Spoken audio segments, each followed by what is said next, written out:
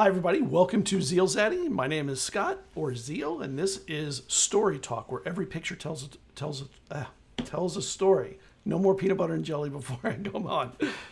My pronouns are he, him, and we are going to be talking tonight about what makes a great GM from the player's perspective. I'm sure every GM knows or believes they're the greatest GM that's ever walked the earth. Many of them are fine GMs. Some of them could use a little more knowledge from their players, maybe. So we're going to get into all that. Before we get started with that, though, I want you to know we make Cypher SYstem products, and they're available on DriveThruRPG. We will be launching a Kickstarter in under 2 months for our first Kickstarter. Will be 100 NPCs, deep dives into them, connections, their factions, all for Cypher. We may do something for Pathfinder from it too, but that's not a promise. If you see a clip that you think is really cool, use the clip command. It's !clip.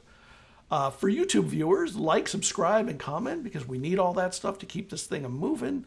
If you love beautiful dice, you can save a little bit of money on Only Crits Dice, who we love their dice. I have several sets here that I use for my games all the time. And tonight, I have no trigger warnings. I don't think there's anything that will be worrisome unless you don't like foul language. I'm sure there'll be some of that coming. So we can all deal with that. Our next episode, though, before we get started on the new one, I want you to know what's coming up next. Next week, we're going to be doing, and this is not next week, March 24th, we do it every other week, is planning and operating TTRPG charity streams. And this will include Jess the Human, Nicola the Druid, Rue Morgan, Honey and Dice, and Sweet Rosie B. What an amazing group that we're going to have there, and to do the best thing you can do, which is raise money for causes that we all need to be taking care of. Finally, we are going to be running other games this year. We have actual plays. Currently, we're running the Magnus Archives, and we'll be doing another one soon. We do casting calls on Bluesky. Upcoming games that we're considering, the Triangle Agency, which I love, is an amazing game. It's only Magic. I want to do a long one-shot or a short mini-campaign of something like Where the Wild Things Are, the book by Maurice Sendak that was my favorite book when I was a little kid. So I'm kind of excited to do something really fun like that for either kids or kids at heart. I'm a kid at heart, so why not just go that way? Old Gods of Appalachia, I will definitely be doing another mini campaign this year. I did 3 last year. All of them were just amazing. The players had a great time. Yasma's Bed and Breakfast is on my list of maybe. Mystery Flesh Pit National Park, Invisible Sun, Necrobiotic for Halloween is coming. Over the Edge, an Atlas Games game that nobody's ever heard of and is just an amazing setting. Brindlewood Bay, which everybody loves. I mean, who doesn't want to ride bicycles as an old lady solving mysteries? And then Pandion Games put out a little game called Substratum Protocol that I'm considering. It's a little sci-fi game. So if you like to play and not just watch for casting calls. All right, enough with me and my boringness. Let's get everybody in here and let's get going. So let me make sure all your mics are on before we get started. I think they're off. They're off. All right, your mics are on. So why don't we go around, let everybody know who you are, where they can find you. Why don't we we'll start in the top left with YaBoiBIG and let them know where they can find you. Oh, what's going on, everybody? I'm Ian, or YaBoiBIG on all social media. You can find me on social media, right? Pick one, put in YaBoiBIG, and that's me. And if for some reason you find a social media and you can't find me at that, let me know so I can monopolize that. I've been on other channels, Folk and Myth, Magic RPG, Crit Hit Chronicles, The Heart is a Dungeon. I'm just vibing with my friends, playing games, and that's it. All right, Rachel, you're up. Hi everyone, I'm Rachel Kordell. You can find me across the internet as at Rachel Kordell, or if you're on Twitch, I'm actually Majora's Rose here, and also on socials. Although if you're looking for me, Rachel Kordell is probably where you're gonna find me.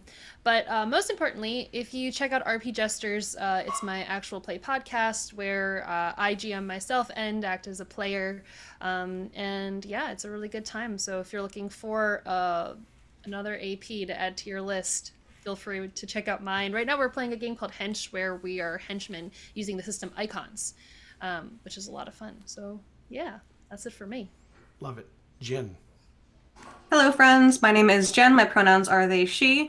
I'm an actual play performer, producer, project manager, and overlay designer. If you can find a way to make overlay designer start with a P, please let me know because so far I've got a lot of alliteration going and the O just kind of breaks it. But I can be found on the internet at JienBirg, or as the chat says, JienBirg. Pretty much everywhere. I am most active on Bluesky and Discord. So if you want to hit me up, I will send you cat pictures. I will do things for you. I will wear some fun hats. And that is it for me. All right. Tezrak. Hi, I'm Craig. I go by Tezrak or Tezrak the Imp Slayer on pretty much all my socials. I'm most active these days on Bluesky and on Mastodon on dice.camp, which is the Mastodon instance that I belong to. I am a TTRPG enthusiast and designer, and have been running, goofing off with TTRPGs since middle school. I have one self-published TTRPG, which is on my itch, craighatler.itch.io, called Shadowlight and Persona. Have been working on that actively for the last 3 years, but it's been in development off and on since 2007. Nice. And Lev. Hello, I'm Lev. You can find me on most of the social medias at LevRS23. I'm not super active on them, but I like having them, and sometimes I do things with them. You can find me more regularly at Mayday Roleplay. I run our socials. I am a player at our tables. Currently, we're running a Vampire the Masquerade game set in Las Vegas, which is as chaotic as it sounds. We're also kind of finishing up our first show that we started back in like May of 2020, which is Doomed to Repeat. Our Delta Green actual play podcast. Sorry, there's thunder in the background too, because it's storming here. So yeah, check all that out. I'm also a voice actor, so you'll hear my voice in various podcasts, video games, and other things that I can't think of right now. Things with voices. Yeah, things with voices. I do them Except your sometimes. imagination. Maybe you'll hear it there too, in your own mind. Maybe if you're lucky. Yes. So the way this works, it is a roundtable discussion. I have a lot of questions. Chat, if you have questions, just drop it in chat. Put a Q or a question in front of it. Make it easy for me to find. Since I don't have a producer behind me handling this, one day maybe. That's a dream. All right. So I'm going to get started with some simple questions or very complex questions, depending on how you look at yourself. So just to give us a baseline, what are your self-determined strengths and weaknesses as a player? And anyone can start at any point and hop in where they want. Ooh. Who wants to take it first? Maybe Not I'll easy, huh? I'll kick it off. Well, I think my biggest strength as a player, because I like to start off on a positive note, I get very into character. I write one hell of a backstory. And I like to think I create very three-dimensional, interesting characters that play well with others. And when they don't, I try and make it palatable. Like if I play not a team player, I try and make it palatable, and I try to get like pretty quick character development in there. As far as weakness goes, I have like pretty significant stage fright about acting on screen. Like I'm okay with things like this, just talking about my experiences, but I get very self-conscious when I'm acting, especially when it comes to a serious moment. It's very much a struggle for me to kind of convey the gravity of a situation, my instinct is always just to deflect with humor, just like in real life. So I will frequently be in a serious moment and be like, ah, ha, ha, ha. Here's a bad joke to lighten the tension, even though the tension probably shouldn't be lightened. So that's kind of my pluses and minuses. So you warn with a trailing laugh. A, li- a little coming. bit, yeah, a little bit. And I've been trying to do better at that recently. Like if you follow me at all, which God, why? But you will notice that like I have been trying more recently to more into moments of gravity. Hi, puppy. More into moments of gravity, and let myself act a little bit more. Who else wants to hop in with their? You can't think about it too long because you'll go into this deep dive of personal introspection that won't end. I'm already there. I'm already there. Yeah, absolutely. Yeah. Bad. I'll take the next one. So the easiest to think of are my strengths. I'm an actor by trade, so roleplay is my favorite thing. I'm always looking for engaging everyone with the story and engaging with each other's characters. I think one of my strengths is listening at the table and making sure other people get a chance to speak. I've also been at tables where I have trouble speaking, for example. So I like to make sure that other people have that space. And I think I can do really good scenes when I have a really good character. That makes me think. Weaknesses, I'm really not good in combat. I am that person who comes around to my turn and I sometimes have a plan, but then didn't really get updated as the turns went on. And now things are different and my plan doesn't work anymore. And now I'm going to take a little bit of time to figure out what I got to do. And also math is not my strong suit there. If it's a numbers game, it's done. We're sitting here for a minute. But I guess also too, there was another point. And it's gone now, but it was something that had to do with having characters where I'm underdeveloped. I kind of take a little bit of time to get into shoes and get comfortable, and I can be a little disengaged if I'm not really comfortable with who I'm playing.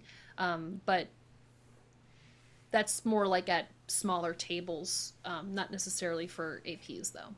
But that's kind of me. Kind of to jump in with that because I'm gonna start off with one of my weaknesses because it's something that I'm actively working on.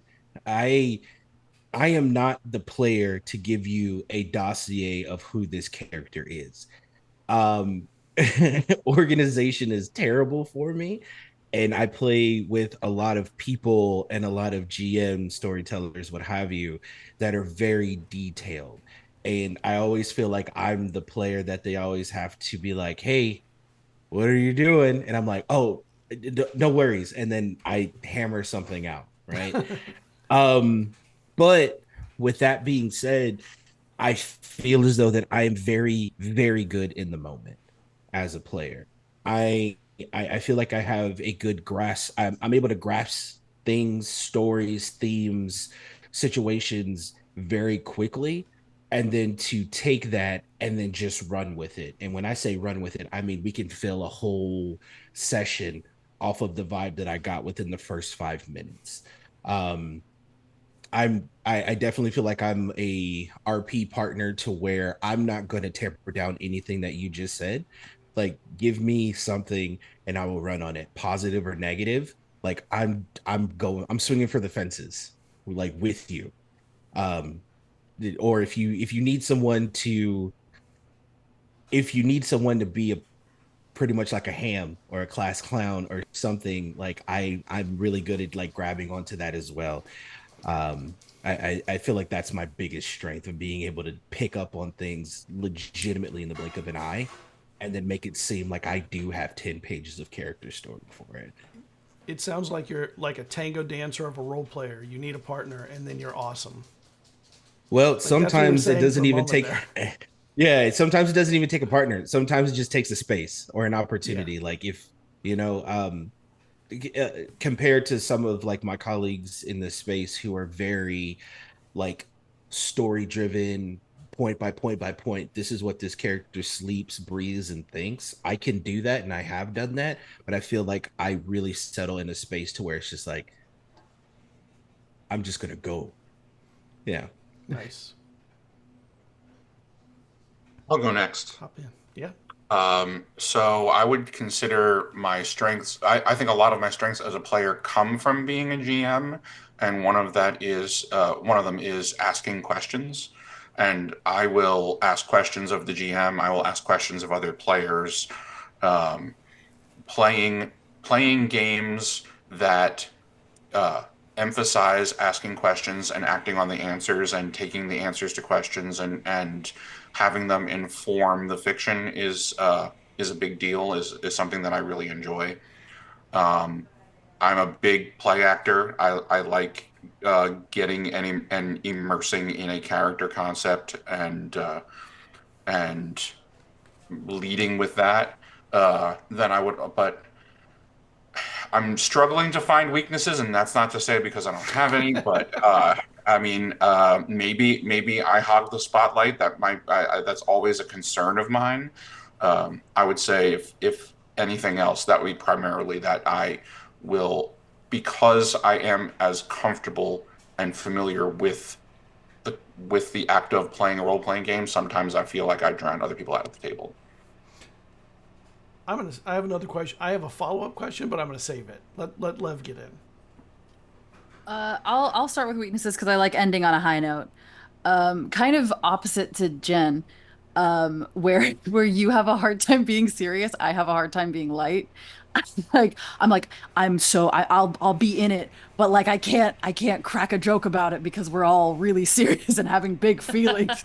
Just so let me not cry. Together we're the perfect role player. We can like Wonder Twins this shit. Yeah. Sorry. Yeah, that makes sense. I feel similarly in that I thrive in and I crave serious moments, like momentous, important type of moments in RPGs. So when other people start cracking jokes, I'm all like, See, I like when other people crack jokes, but I don't know how to get in on it. Or like, cause like I remember I don't like it. It's just I don't know. It's sometimes it breaks the moment. And fair. I had a hard time. I went to grad school for theater, and I was like, I don't like improv. I'm not good at improv. And then I was like, no, I do like improv. I am good at improv. I'm just bad at specifically comedic improv. I will say this, and I've done it and I've seen other people do it too. I have seen situations to where the joke isn't as funny. Not that it's not funny, but if you sit there and you see what scene you're in and that joke is made, it's also as sad or as serious as what's going on. You know, depending on like the character and what they're pushing, you know? Yeah. Kind of like that's something the awkward trail off. So Lev, what is your strength then? Strengths. I also think I'm a pretty good listener. Like Rachel said, I'm also an actor by trade, so like all of the like back and forth and the like partnership version parts of it are really kind of second nature to me, which I'm really thankful for. I'll buy in super hard into the world, and I will try to make as many connections into the world as I can usually.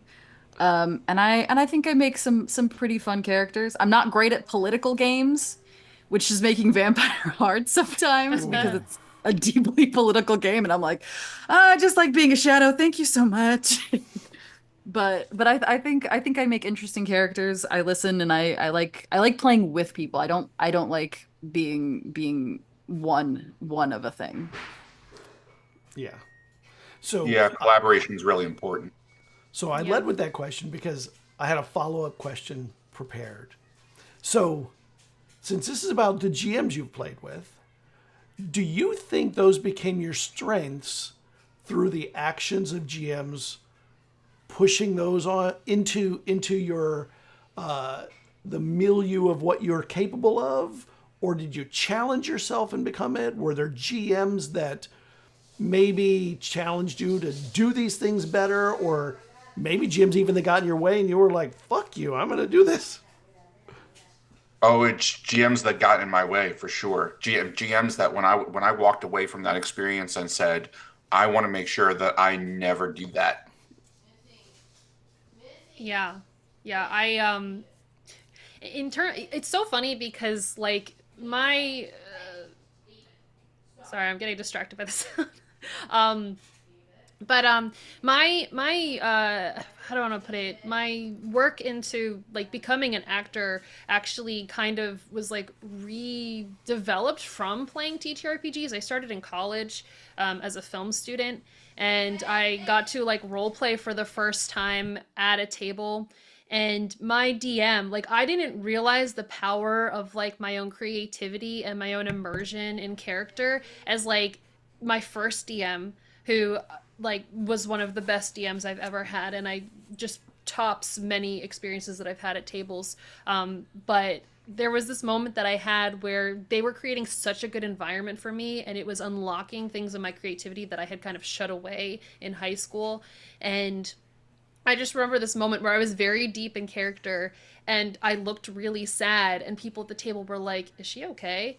And Zach, my DM, looked at me and was like, "No, she's just role playing. She's doing a really good job." And it was just kind of like this moment where it was like, "Oh shit, that's what this is about. Like, that's what this game is, and that's what it can be."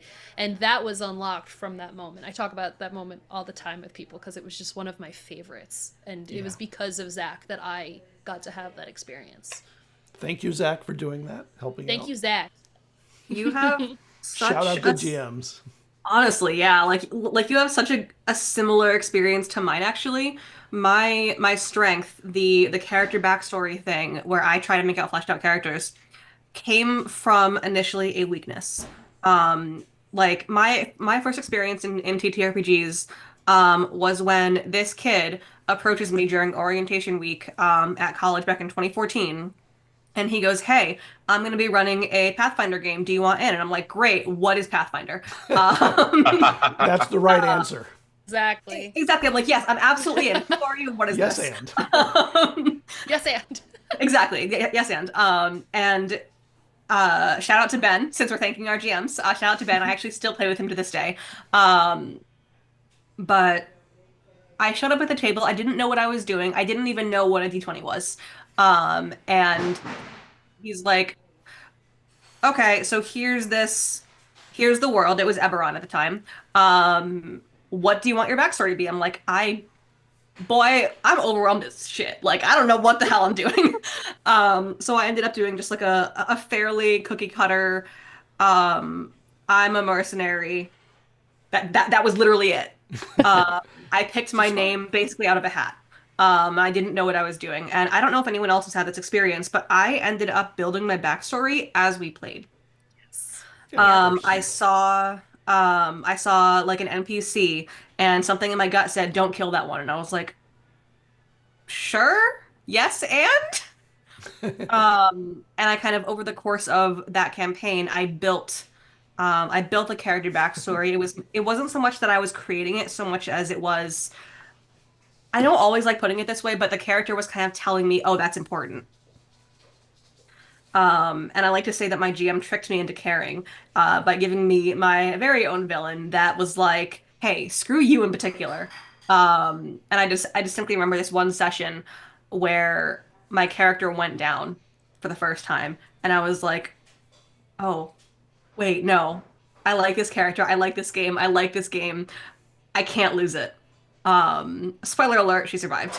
But it was just, it took my weakness, it turned it into a strength. I realized, oh my God, this can be so interesting when you add backstory, when you add things, that you can, that when you give your GM knives to use, just give your GM the knives. Yes. Things will get so much more interesting and so much more fun for Yes. you. Correct. Yes. I'm gonna jump off of that because that's my favorite thing to do. You can ask any of my GMs. I'm always like, "Hey, okay, here's this thing about this character, here's this thing about this character, and here's this like kind of unresolved thing. This is for you. Do what you want with it." Yeah. Who's threads for you? You can just hit me with it whenever you want to. It is your choice. And they have all taken them, which I appreciate and also hate. Yeah. It's a weapon against me, and I love it. I Appreciate had a DM literally turn one of my earliest characters in the campaign that he ran into our villain. Like, but we got to the point where we killed the villain and he was full plate armor, face was covered. Couldn't see his face. He dies, Yeah. take the helmet off, and everybody else, he's, because my character's new, so everybody else is looking at the dead body of the villain and they're like, yeah, it's Balgrin. Like, what? What the hell? Did you Love that kind of reveal. Oh yeah. Yeah. Or like getting what you want, but it not being exactly the way you want it. So you're like, wait, So much worse wait, than you wait. imagined. Yep. Oh no. Yeah. Yep. So I'm yeah. playing in a game right now to what there's a character that's going down that arc too. Like they're getting that one thing, or they're getting towards getting that one thing, and the rest of the group is like, I don't know if this is what you want. That was all of the third season of Doom to Repeat, was just me getting what I wanted and everyone being like, no, bad, no, please stop.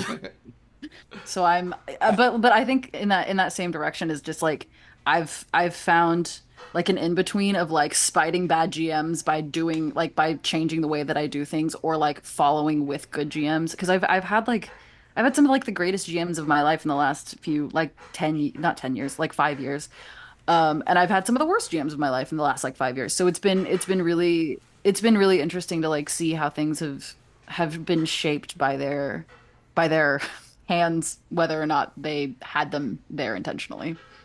So that's actually an interesting point, kind of like similar to what I was going to do with the follow-up. I had a GM that I had played with in a group that I had played with, that what I now view as a strength with that certain environment was a weakness. And so not because of like play styles or what have you, I think it was just more so of like personalities, interactions, and vibes, to where the way that I now am very comfortable and very like people and groups expect this of me. At that time, it wasn't the case. And they weren't a bad GM in any means, but it took a different GM to go, no, that's good. Like what you're doing, that is really good. Like keep doing that, build on that. I like that you're doing that, because it was a long bit for me to be like, oh no, like I just like, there was a very pretty long time to where like RP wasn't, not that I couldn't do it, it's just I feel like I didn't have the space to do it. Right. Yeah. And I think there are games that specifically encourage you not handing your GM knives. Like, for the longest time prior to starting to play story games, like I was always, I think I was kind of like trained with a lot of trad games like D&D to, you always want to succeed. You never want to fail. You never want to get in trouble. You want to avoid trouble. But then I was introduced to Spirit of the Century, which was my earliest Fate game, which was aspects, invoking and compelling aspects and having trouble aspects, and being encouraged to get into trouble so that you can get out of it, and completely rewired my brain. Like I'm playing a game. I'm in an environment where I can do stupid shit and it's going to make for good story. On that That's topic, how I felt my first VTM game. 100%. I'm sorry. Yep. Yeah, I felt the same. Yeah. I'm here for you, not you here for me. It like you can always talk over me, and I'm totally okay with that. Speaking of that, does the GM's mastery of the system matter much to you as a player? And how does it affect your play? I don't think mastery matter to me personally. Mastery doesn't matter. I think familiarity is really important. Just so that we're like on the same page with mechanics and what the world is. But I'm way more interested in like what story we're trying to tell than mechanics, because like mechanics we can like, okay, we're gonna stop down, we're gonna look this up, and like we can find mechanics. If the world is built, I will come and mechanics will follow whenever they need to. But like that's me personally. I'm way more story than I love mechanics, don't get me wrong, but like story supersedes mechanics for me personally. I think it depends on the system. Like for a rules-light system, like for example, Quest, or your average like Powered by the Apocalypse system, where the story is built, or where the system is built specifically to prioritize story over mechanics, then I would say it doesn't really matter. For Ben, for example, if I'm going to play Pathfinder, I don't want to spend 20 minutes looking up grappling rules. I would like to be able to either know it or be able to just be told it real quick. So I think it very much depends on the kind of game that I am playing and whether the focus is on story or combat or slash mechanics or a combination of the two. Yeah. You want to go? No, ma'am, you good? Okay. I wish I could answer questions as cool as that. Yeah, so I think I agree that it doesn't matter, but it does depend on like the immersion. Like I think this would maybe more apply to like a table game, but if we're in like a really like immersive kind of experience and it gets to a point where like we're deep in character, we're deep in a moment, and there's something that needs to be questioned, and like, I mean, again, it also depends on the GM. If you have a very like rule structured person and gets into that thing and is like, oh, I need to look something up, then I could be like, yeah, obviously, like, you need that kind of, like, clarity. But, like, in terms of, like, for me being more general and, like, yeah, I mean, I'm the same way. It's just kind of, like, being more concerned about the world and the immersion itself and just, like, having the freedom and the improvisation to just adapt a scene, even if it doesn't necessarily apply to the rules as written. I think that's what makes the most sense for me. So I guess maybe not so much the rules as much as having that kind of ability to improv, unless you're somebody who cares about the rules, in which case make sure that you know what you're talking about if you're going to need to go to them for something. Like adaptability, just being able to like swing with it, kind of. Yeah. That's I think what's important. Yeah. I also think it's how it's presented by the GM, right? Because if you have a hardcore rules lawyer, it kind of takes away from like, okay, this is pretend, by the way. Yes, 100%. But then if you have a person who is not too versed or at least familiar with it, then it takes away from it actually being like a structured game, right? Yeah. Some of my favorite DMs that I've played with and for as a player or a DM, they allow the in-between. Like some of my favorite moments is when I have a DM allowing me to bring in my real world knowledge into the game and then going, yeah, actually that makes sense for this situation. Like I play Fallout on Sundays with LB, Hack Recklessly. Go follow them. They're wonderful. And their setting is set in Detroit and we're in a commercial kitchen.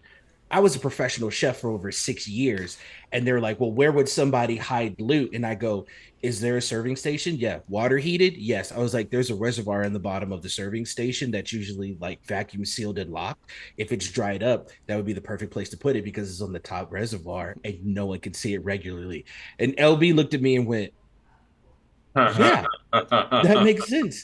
Like adversely, my buddy Daryl, follow him, Daryl Dorsey, we were playing a VTM game and we had to get away and we were in an alley. I said, is there a truck in this alley?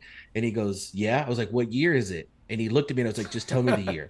That's a scary question for a GM. He's like, it's a 2017 GMC. And I was like, great. I use my strength to rip out the center console. I take out a USB cord to charge a phone and I start the car. And the look that he gave me, I was like, don't ask, but your boy's got it passed. Like being able to do things like that with the GM and them also having it like tamper with rules, like that's the sweet spot that I always love to see. Yeah. And that's kind of what I wanted to mention is soft skills as a GM, which don't necessarily apply to any one particular game, or there will be games that provide skills that have a wide variety of applicability. So, how do you set scenes? How do you provide color? What are your principles? What are your agendas? Being able to listen, being able to make sure that spotlight is shared, stuff like that. Like that stuff is just as important, if not more important than system mastery, I think. Yeah, I've actually found very few GMs master the system. What they master is the mechanics that are important to what they're running. And then they have a guide next to them for the things they're not 100% sure on. Just because a lot of these systems are just too big. We did get a question though from chat that I want to give everyone. So, what would you say is the one thing a GM can do to help you as a player the most, either in prep or once the game starts? And this is for APs as opposed to, a home table or something. Hold me accountable. Yeah. Yeah. Hold me accountable, right? And I'm going to give a very specific shout out to the person that potentially asked this question, which was Bleak. Bleak will hold your ass accountable.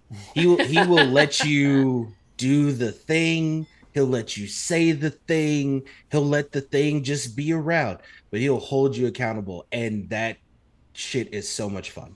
It is so much fun, right? Because as a person, you do the thing and you're like, oh, right? Like, oh, like this really sucks for my character. But it's that moment of anxiety, fear, and excitement that a GM like Bleak can bring out by just doing that, just holding you accountable of what you choose. Yeah. Yeah. That comes from experience, by the way. I don't think new GMs are comfortable with that. They have a lot of trouble, I think, understanding what that means. That's hard to put yourself into a position where you're comfortable enough to go, oh yeah, you done fucked up. Awesome. Can I bounce on that? Because yes, I am totally someone that, one, needs to be held accountable, and two, wants to be held accountable. I very much and I think coming from mostly a player perspective, but also from in my GMing, I'm newer, I'm not very confident. I know it can be really difficult to establish that balance of always winning and always losing. You want that sweet spot, you want in the middle, and you kind of want it to be more leaning towards failure, because the failures are what makes a story interesting. The problems are what give your character something to overcome, right?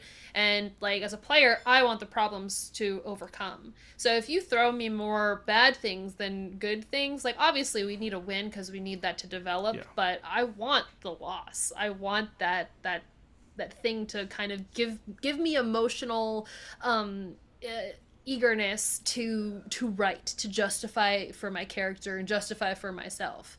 So yeah, definitely that. I probably have another point, but pass the mic. Honestly, talk to me, communicate with me. The biggest thing, and this really applies to TTRPGs in general, but especially for APs where there is a structure, there is an audience, and there is a level of this is an art form. I want to work with you, not against you.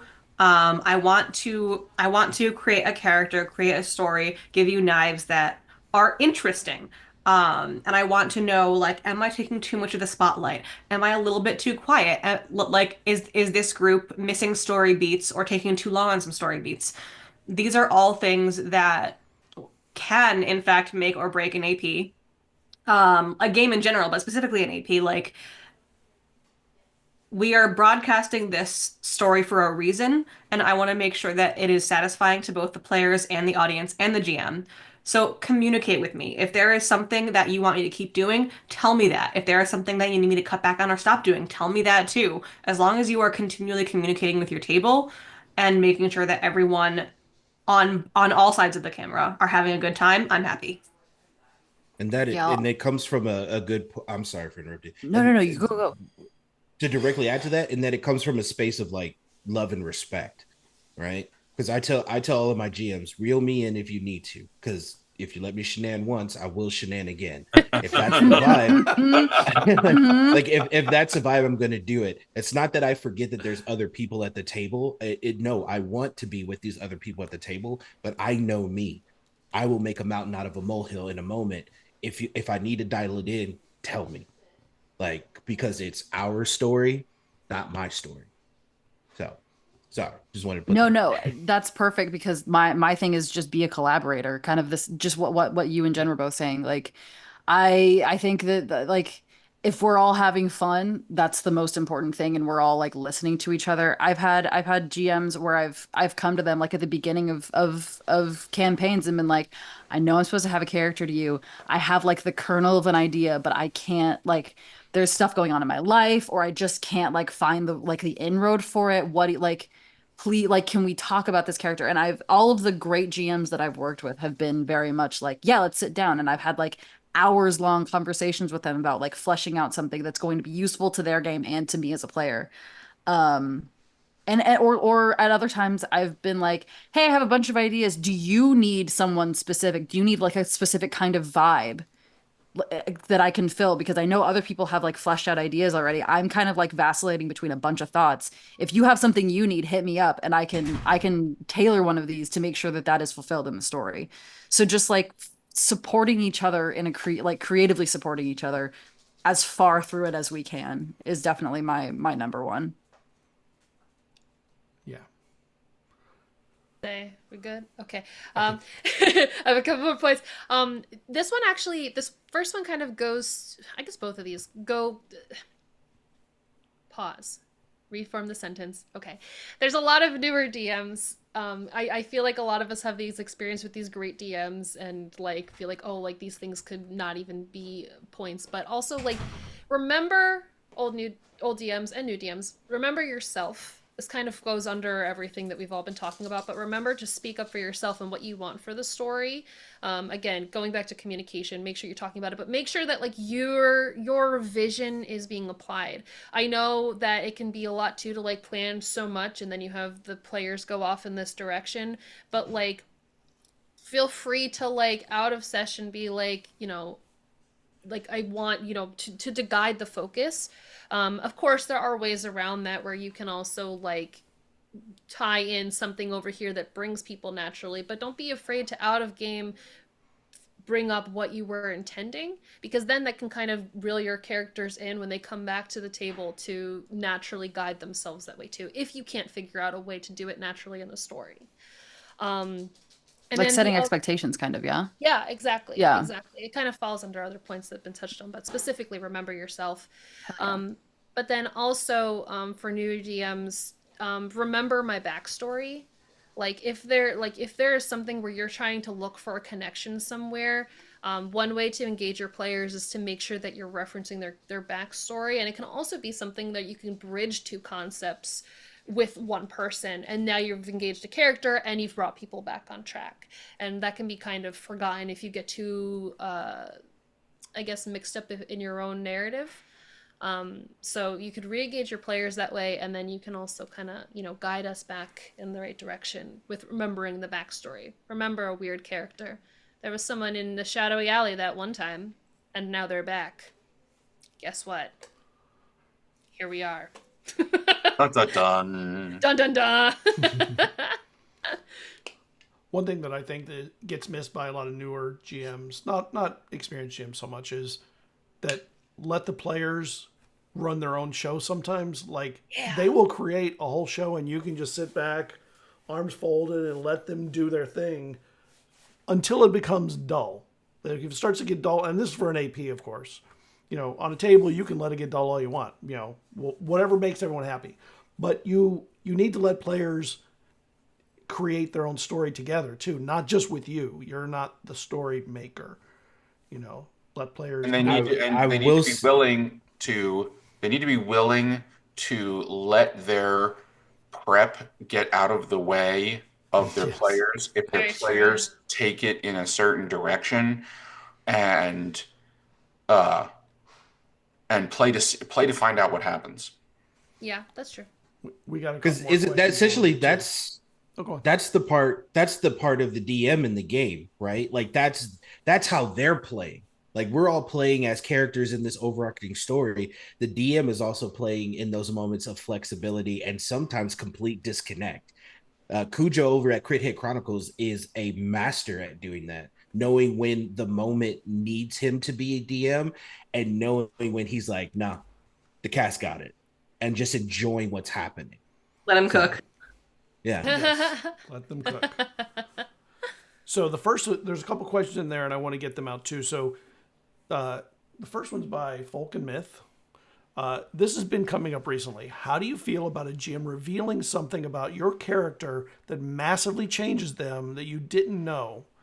Yes, no, maybe. Like, how do you feel about the GM revealing things for you that I mean, this is part of why. them? This is part of why safety tools are so important.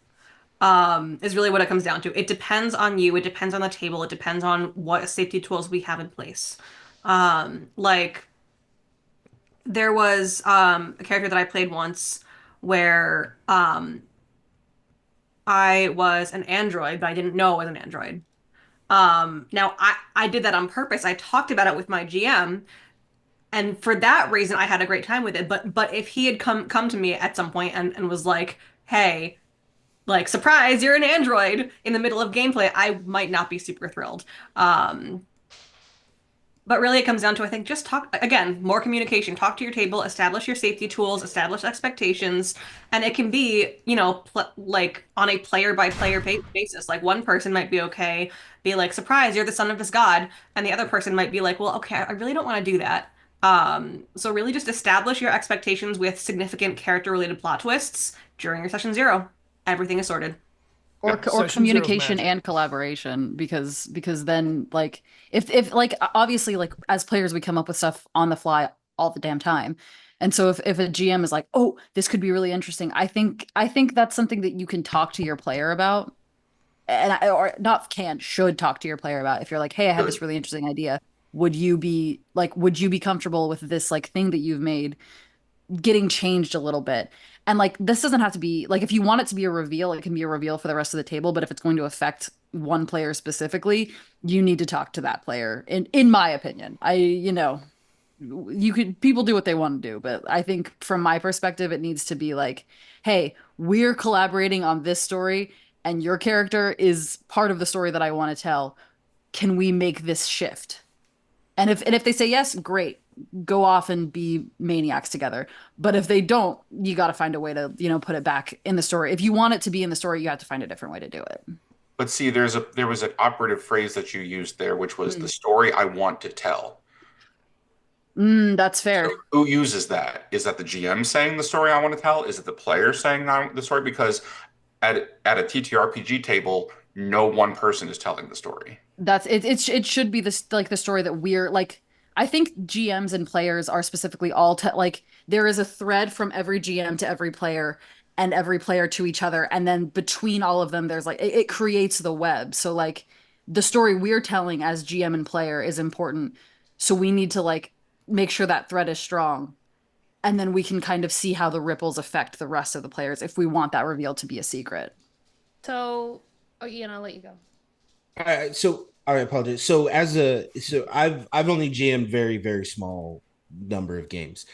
So, but from a player's standpoint, and I guess as a future GM for other games, how would you guys approach that if, as the GM, you wanted this to be a situation to where you really wanted it to be a surprise, but you still want to have that communication with the player to make sure that they're comfortable without like letting too much out? Like, how How would you all incredible. approach something like that? How incredible. That was what I was going to speak on, right? So, like, I feel like the intention of that character. Look at us, Rubies. Let's go.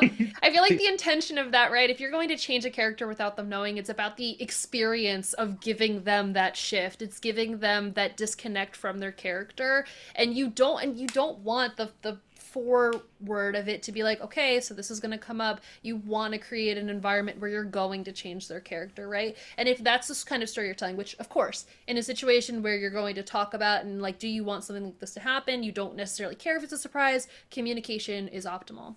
But if it's a situation where it's something where you like would like to create that kind of surprise, I think there's something about kind of doing like forward prep to the forward prep being like, for me, for example, I'm someone who plays for the experience and I love the surprise. And if I were in a situation for me where my character were like something were to happen or they weren't who they thought they were, whatever, I would be all about that because now I want to explore more of that in this world. Yeah, it's not exactly what I intended for my character, but I'm more like interested in now seeing what these new circumstances create for me. But again, that's for me. So I say that to every person who ever GMs for me ever, feel free to surprise me. I'm here for it. You've done the forward to Same. the forward. Here we go. I've done it for you.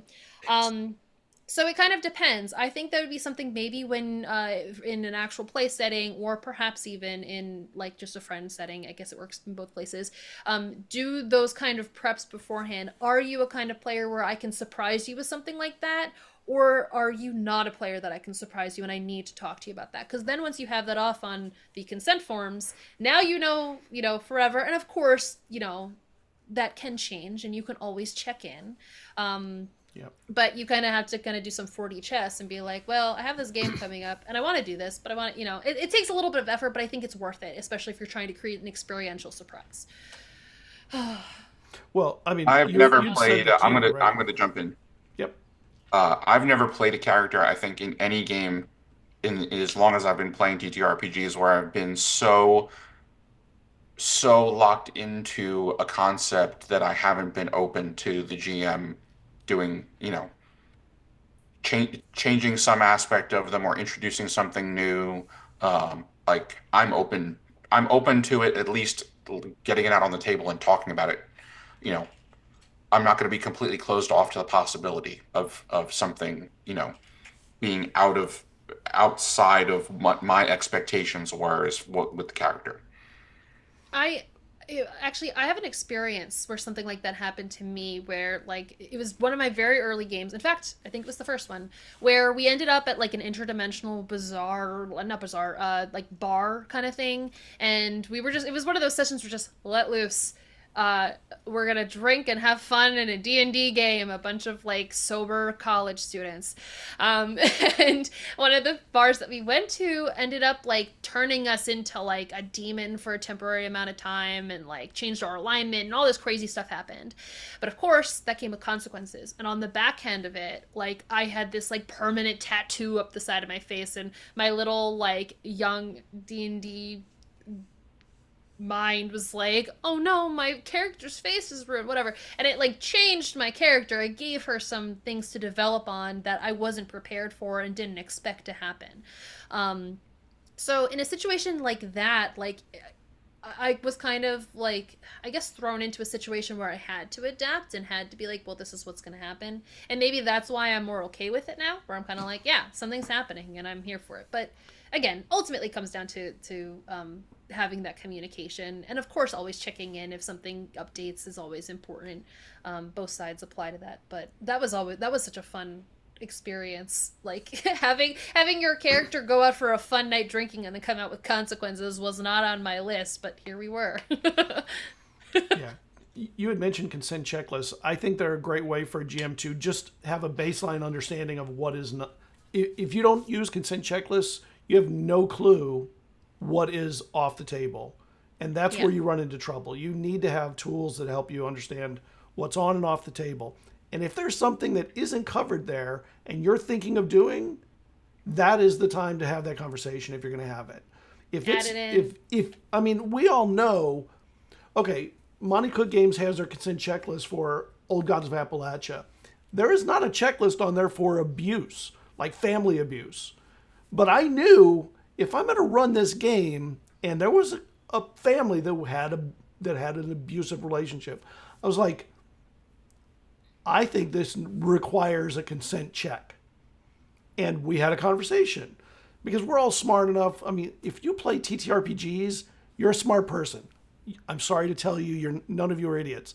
This is the kind of game that only people who really dig being smart are in it. So players... Take that, traditional education system. By the same token, I don't know about the rest of you, but I was in the Gifted and Talented program, and that was my gateway to TTRPGs. And to theater, other interesting personality Burned characteristics. out former gifted child syndrome. Hello, everyone. I was in resource room. Yay, resource room represent.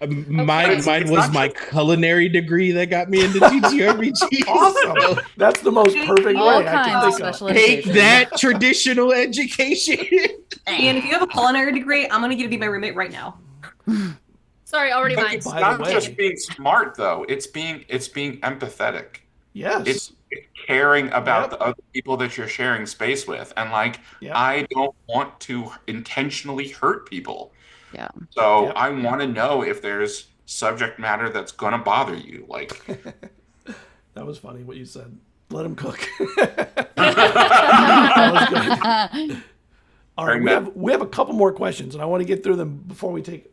Maybe we should take a break real quick. Let's take 5 minutes. We'll be right back. I'll get to all your questions. I promise. I'm not refusing to do them. We just, we're having fun. See you in a few minutes, everybody. Rachel refuses. Hold on. Let me check your mics now.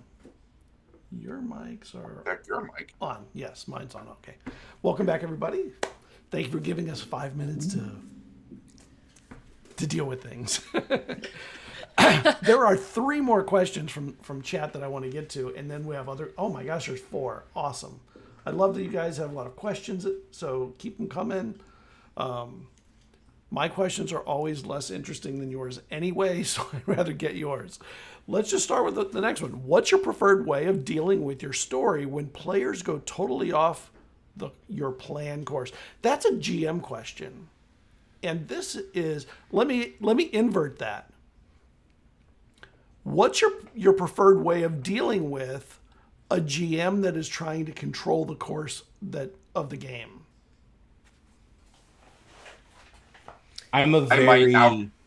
Sorry, I just don't want this to be a GMing session. This is about players, not GMs tonight.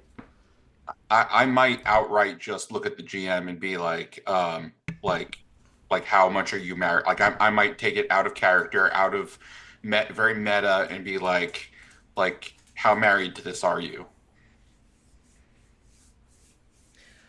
Same, but maybe sometimes it'll be like, hey, what the hell are you doing? Yeah. So, And like there have been times when I or my party as players have not done what the GM expected us to do. And like for all the GMs out there, it's fine to say I didn't plan for this. Let's end session early and come back next week when I've had a chance to plan. Because one thing that I found is like the reason a lot of GMs are like, oh, you have to do this is because they didn't have anything else planned. That's fine. End session early. Just be honest and be like, look, I didn't think you guys would do this. I didn't like this was nowhere on the list of things I thought you guys would do. 100%. Let's end early. Come back next week when I've had time to plan. That's totally fine. Yeah. A valid response. I actually, for me, I'm really like diggy. And by that I mean like when the GMs set out hooks, I'm just like on them. Like I just want to know what's going on, what's being planned. We love you. I really do. Not like I really do. I really like, I try to look for things, or if things aren't like explained, I'm like insight check. I'm like, let's look at what's going on, what's around me, what am I missing? It's when there's stuff that's planned and it's not prepared for me to ask all of the questions about what was planned where the problem is. Like if you're going to railroad, if there's something that you want to happen and that's a story you want to tell, I'll bite. But you got to be prepared for me to ask every question under the sun and check the dirt under everyone's fingernails because I'm going to be there looking for it. But that's just me. Let's write that down. Yep. I think in a GMs love that similar player. vein to that, it's like if you're gonna railroad us and there's literally one direction we can go, don't set it up like we have options. Just say like just say this is the direction you have to go. Say it in game for sure, but don't like set it up like one of the biggest ones that I can think of just off the top of my head, we were having a fight outside of a city. And earlier in the session, that in game was like an hour before. They were like, there's a harbor full of ships, and there's this like road, and then there's like the gates of the city, and the city's under attack, and we're trying to leave the city, and we're like, oh, we can get on the boats. Let's get on the boats because that's going to be like the safest way because everything's coming by land, so we'll get on the boats. And they go, there are no ships. There's no ships in the harbor. What are you talking about? There's no ships in the harbor. And we're like, you told us 30 minutes ago that there were ships in the harbor. And they're like, no, there weren't. And we're like, we have it in our notes that there is a ship. Love the gaslight double down, A+. Yeah. So if you want us to go one direction, don't give us, just be like, the harbor is strangely empty. There are no ships. And then we will go the direction you want us to go. Just don't set an ambiance and then don't let it be, don't have it be practical, I guess. Yeah. Unless But the I think ships the are GMs ghost need to be ships. willing to throw away all of their bread. I have No, definitely for sure. been in a session where the GM took his notes and ripped them in half in front of us. It was great. Like I've if you run are multiple married places. so drastically to your prep, then go write a novel. Go write a short Right. story. Yeah. This is not the art form for this is my prep and my prep is set in stone and nothing you can do can change it. Like go write a short Write a story. book. Yeah. That's fair. I was almost gonna say like I disagree with that, but I get what you mean by that. Like I think there again, everything has a gradient. Everything has a scale. So I think like if you're that deep, write a novel. But I don't mind the railroaders so much. I like the nitty gritty details. For Sometimes sure. we Like want- I definitely agree about railroading, but I also like, if you're gonna railroad me, don't give me options. Like I want to know I'm being railroaded and be like, okay, great, then this is just the way we're going. Because I've had GMs like railroad me and be like, oh, this is where we're going. Okay, that's fine, as long as there wasn't another option that they're like, no, you don't have that option. You can go this way. I'm like, it's right there. I can Yeah. go over there. Yep. Yeah. Yep. And like I don't mind being railroaded like once in a while, but then kind of like going off of kind of everyone's point is if nothing that I do is going to affect the story, if everything that's going to happen is going to happen anyway, go write a book. Yep. What's the fucking point? Yeah. I am happy Yep. to be railroaded a little bit. Like if we reining in, like if the next plot point is across the ocean and you want to railroad me to the harbor, that's totally fine. But if the story is predetermined, if every single story beat is going to happen no matter what I do, what's the point? Why am I rolling dice? Yeah, like Yeah. there's a difference between like the world is gonna Okay. happen no matter Yeah. what you do, and Yeah. like you affect Yeah. the story. It's such a weird balance. Yeah. GMs Yep. who think you railroad, here's a secret. The players don't want you to know this, but here it is. In the previous week, they're going to tell you everything that they're going to do anyway. So build your prep around that, because that's where 90% of what could happen will happen. And make Also, it awesome. honestly, like if you have something planned for City A and they decide to go to City B, they have Serial number swap. they get a no. Exactly. They'll never know. Yep, They'll never know. No. I'll never know. And I I- think that's can I important throw out too, a- especially in like these in like recorded APs, especially like in the stuff that I'm sure all of us have experienced. If there's like certain story beats too, that goes back to what we were saying before. Just communicate it, saying like, hey, we have 6 episodes. By episode 3, I really like for us to be around in this area. So kind of like keep that in mind. That's it. Yep. There's an amount of meta that I think is totally valid to Yep. have, and like and I something a lot of GMs that I play with do are they'll like a week or 3 days or whatever before sorry, I got surprised when he moved. Oh, there he goes. Bye bye.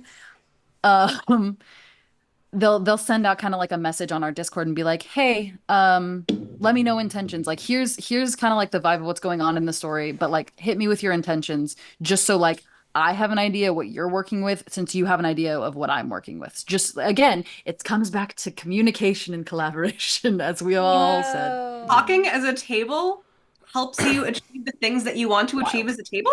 Crazy. Impossible. Mind blown. There was That must be one of those interesting new rules. the next question is really interesting. It was asked about GMs, but this is about the player, so we'll flip it again. As a player, how much does when you're in a stream game, how much does the audience matter to your performance and to you? Okay, so I want to start. Okay. So like 95% of my TTRPG experience has nothing to do with APs. Okay. Most of what I run is private. I have been invited to a few, and so So I'm kind of the outlier here, I guess. So now, can you just repeat the question one more time?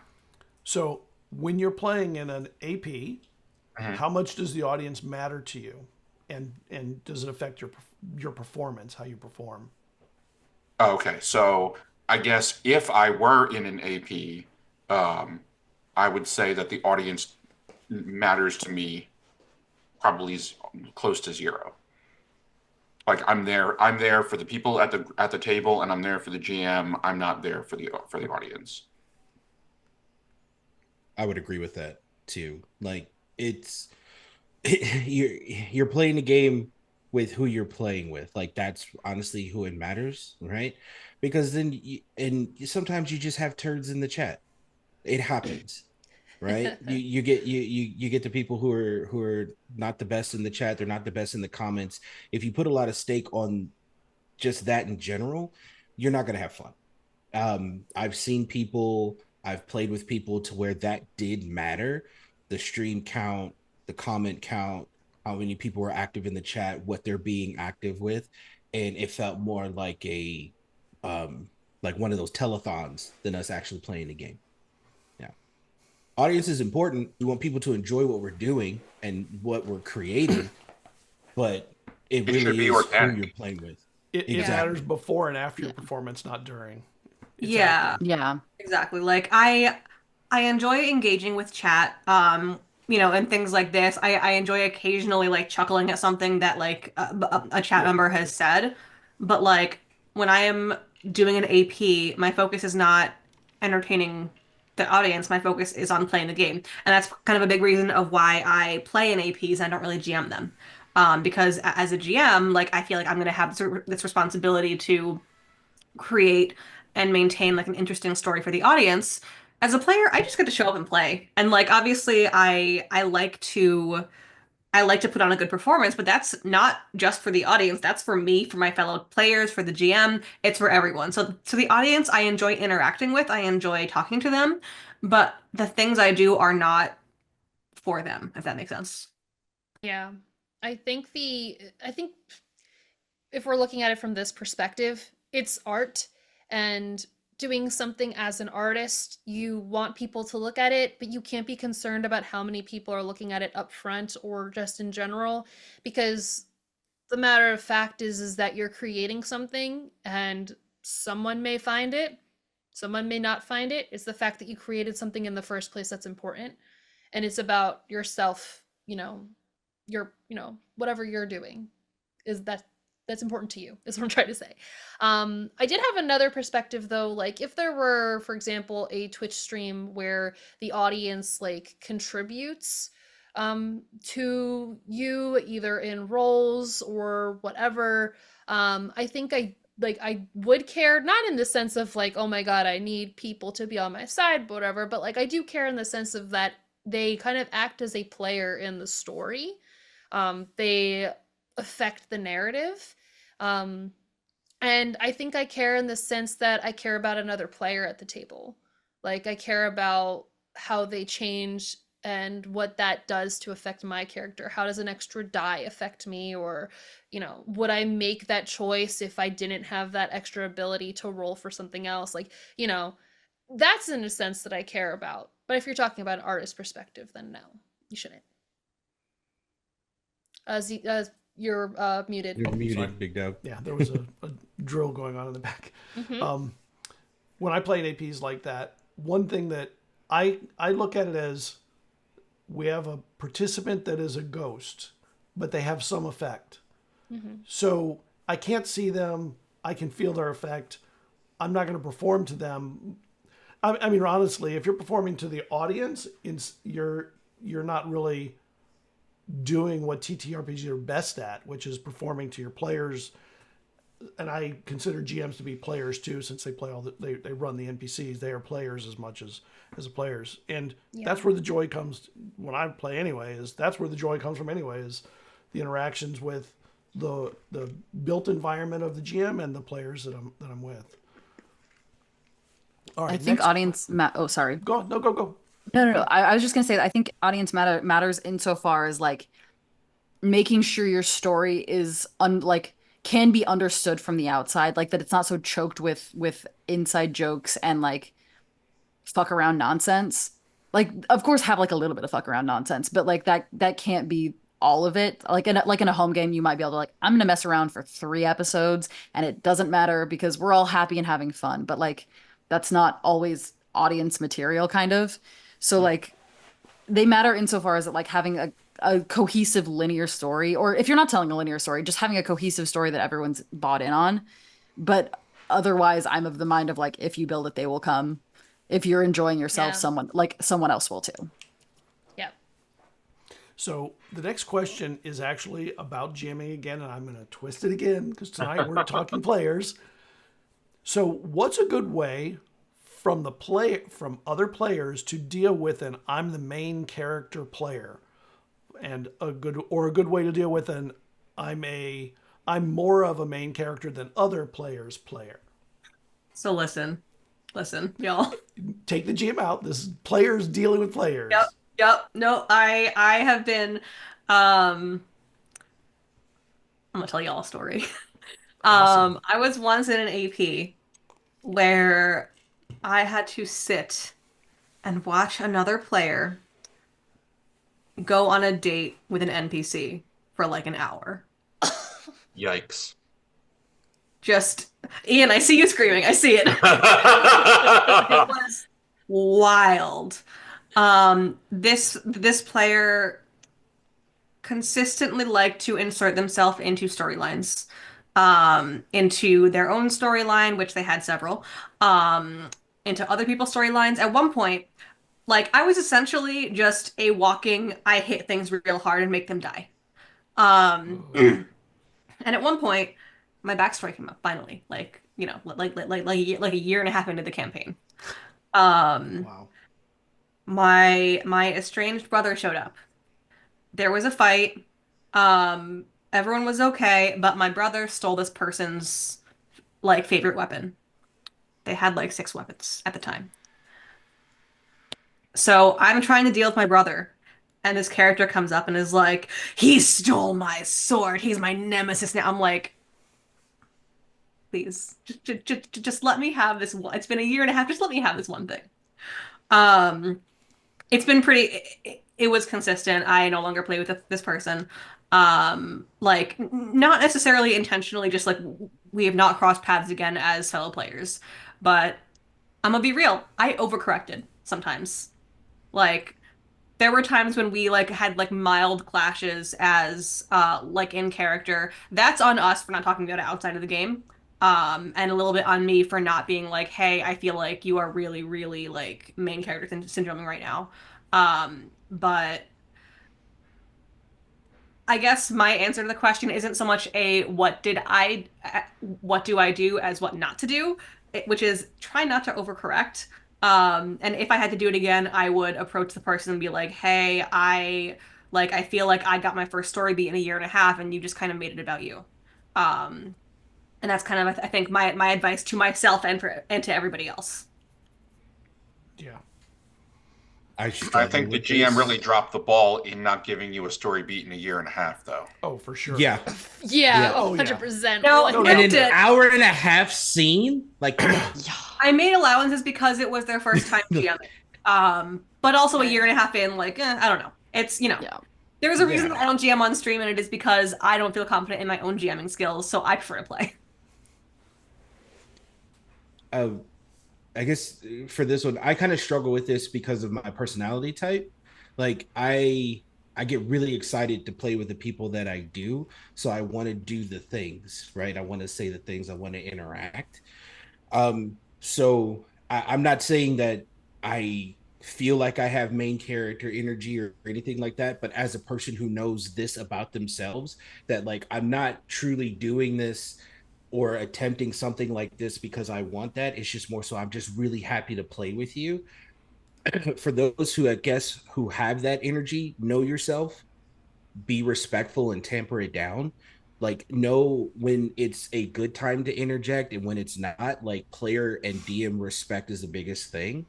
And for me personally, I'm very open about this depending on the type of game. If it's a a theme to where maybe it's not going to be along those lines, it doesn't come up. But I'll say it again in my Tales of the Valiant game on Quit Hero Chronicles. I say it often, and the people I play with are so lovely and so sweet to where they're saying you're not doing the thing, but communicating like, hey, like I said before, reel me in. Like if it's too much or if I'm stepping on a toe, I'm not that big of a person for you to tell me to chill the hell out, right? Um, and I think communicating that effectively amongst players is definitely going to help that. And then also that's where the DM railroads come in, I feel, to where if somebody is pushing that main character energy to forcefully direct the camera to the rest of the cast or the rest of the players because they're there too, you know. Yeah. Yeah. I feel like the umbrella answer for a lot of these things are going to be like communication outside the table, inside the table, whatever. But I guess I have an experience to share where it's kind of like a what not to do. I don't even know if I was the like main character problem in this because it was the first time I had created a character with a backstory that I was like really into. It was a 3.5 game where I was like a drow that had basically swapped, like she had gone through these experiments and swapped her alignments and was trying to be good. And over the course of the game, her experiments kind of wore off and she started to become evil, and it was this really cool thing that I was so excited about. I was having all these really cool moments where my goodness was being stripped away from me, and I got really excited about it. And it wasn't really an altercation, but I had like a conversation with these other players where they were just kind of like, ugh, why are you doing this? Like they were so like annoyed that I was so engaged and I was focusing on my character because I was interested in my thing. And so perhaps I was maybe main charactering. Not that I was cutting them out of things. I don't think I would ever do that. I don't really remember. But the fact that they came to me and were kind of just like, ugh, I can't believe, like it was this very like annoyed kind of thing, which I don't think is ever really the solution to something. Obviously even people who are really excited are coming at it with good intentions. They're exploring something and they're engaged in it. I think, in a situation like that, making sure to, understand that everybody wants to have a good time together and maybe phrasing it in a little way that's kind of trying to understand why that they're focusing so much on themselves might be a better way to take it, because otherwise you're left with like me years later who thinks back in those, maybe I shouldn't push myself so much at a table, because I still kind of to this day find myself like when one of the reasons why I look at for other people is because that one time that I put myself forward too much, I got the and now I on the back end I'm really making sure I'm not doing it. So. That's such a bummer because like when you buy into the world so hard and you like make characters that are connected to the world, I don't think of that as like main character stuff. I just think of that as like being rewarded for being a part of the world.